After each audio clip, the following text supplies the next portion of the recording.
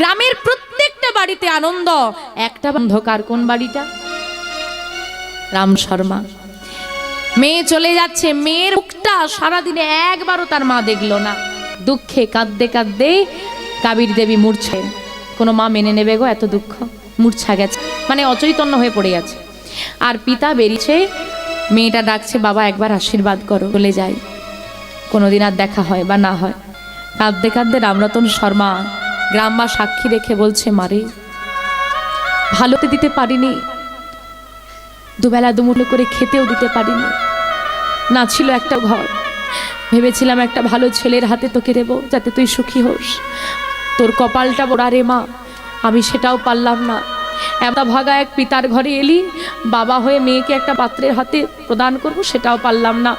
আজকে আমি তোকে যা দেব, আমার জীবনের সর্বস্ব ধর কি না, ঘরে যে গিরিধারী গোপাল সেবা পেত, সেই গিরিধারী গোপালকে মাধবীর আঁচলে দিয়ে বলছে, জামা প্রতিদিন তুই ধারী গোপালের সেবা দিবি, আমি তোকে আশীর্বাদ দিই।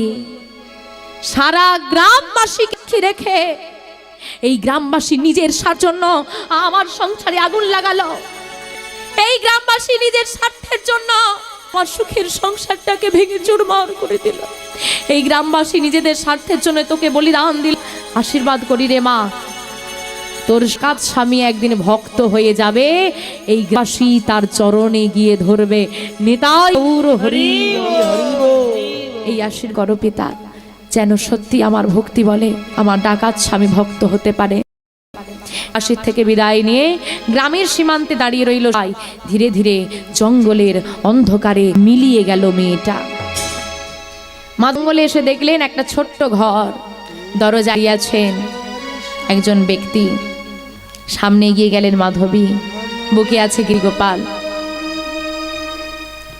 তোমার নাম মাধবী? হ্যাঁ, আমি ডাকা দাস। গিরিধারী গোপালকে মাটির বেদি নির্মাণ স্থাপন করে বিবাহ সম্পন্ন হলো। কেউ নেই, পুরোহিত ঠাকুরও নেই, উলু দেওয়ারও লোক নেই, ফুল ছড়ানোরও লোক নেই। তোমরা তো একটু যেতে পারো, কেমন খালি খালি বিয়ে বাড়ি। এদিকে ওই ভবানী সাধনা করতেন ডাকা। ভবানী মা মানে কালী, হ্যাঁ কালী সেবা, শক্তির সেবা। আর এদিকে গোবিন্দের সেবা তো দেন গিরিধারী গোপালের মাধবী। শুরু হলো সংসার।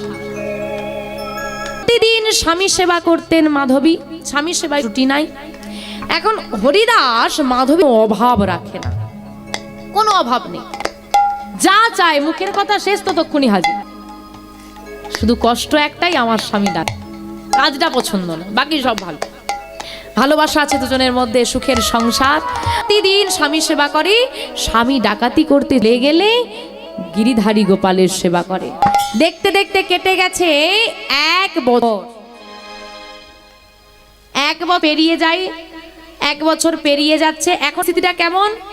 ওমা কে জিতলো এবার দেখবে না, গ্রামবাসী না হরিদাস? কার বুদ্ধিটা জিতে গেল? ডাকাতি হতো তখন এক গ্রামে, এখন ডাকাতি হয় গ্রামে। নিতাই গৌর হরি হরি বল। অমাইরা ভালো হয়েছে? ভালো হয়েছে? ভালো হয়েছে না হয়নি? বলে হ্যাঁ। লোকের ঘরে ডাকাতি বাড়ছে? বলে হ্যাঁ। হরি বল হরি বল। 5 গ্রামে ডাকাতি হচ্ছে, 5 গ্রামের অনুষ্ঠান হয়ে গেছে। সবাই জ্বালায় জ্বলছে, সবাই মাথায় হাত দিচ্ছে, সর্বনাশ, এত খরচা করে বিয়ে, সর্বনাশ হয়ে গেছে। বিপদ কমবে কি বিপদ বাড়িয়ে দিয়েছি আমরা। এইভাবেই দিন যায়। আরো বেশ কিছুদিন কেটে যাওয়ার পর মাধবী একদিন এসে পুকুর ঘাটে ডাকাত হরিদাসের পোশাকগুলো ধুয়ে নেওয়ার জন্য দুপুরবেলা। আর এদিকে অন্য 2জন দিদি স্নানে এসেছে। দুজনের সঙ্গে কথা হচ্ছে, একে অপরকে বলছে, মাধবী কথা হচ্ছে না, তাদের দুজনের কথা হচ্ছে। দিদি একটা খবর শুনেছ? কি খবর বল দেখি? ওই যে আমাদের গ্রামের শিব মন্দিরটা, হ্যাঁ আছে তো, কেন কি হয়েছে? ওইখানে কালকে 7 দিন ব্যাপী ভাগবত কথা শুরু হচ্ছে। অনেক দিন পর গ্রামের সবাই মিলে সাহস করে একটা ভগবানের কথা হবে আর করেছে। তুমি যাবে তো? যাব না মানে? সন্ধ্যায় ভগবানের কথা কতদিনই বা কপালে হয়, অবশ্যই যাব। এই কথাটা মাধবী শুনে মনে আর আনন্দ ধরে। সবাই ভাগবত শুনতে যাবে। যখন বাবার কাছে ছিলাম, বাবা প্রতিদিন শোনাতেন। কতদিন হয়ে গেল ভাগবত শোনা হয়নি। তাহলে স্বামীকে বলবো, স্বামী ডাকাতি করতে চলে গেলে আমিও ভাগ শুনতে চলে যাব। মনের আনন্দে মা ঘরে ফিরে এসে স্বামী সেবা দিয়েছে। স্বামী সেবা দিয়ে মধ্যাহ্ন সেবা হয়ে যাওয়ার পর ডাকাত যেই না শয়নে গেছে, মাধবী বসে বসে স্বামীর চর্চা করছে আর ডাকাত ঘুমোচ্ছে, প্রতিদিনের কাজ এটা। এমন সময় মাধবী বলছে, ও স্বামী একটা বলবো?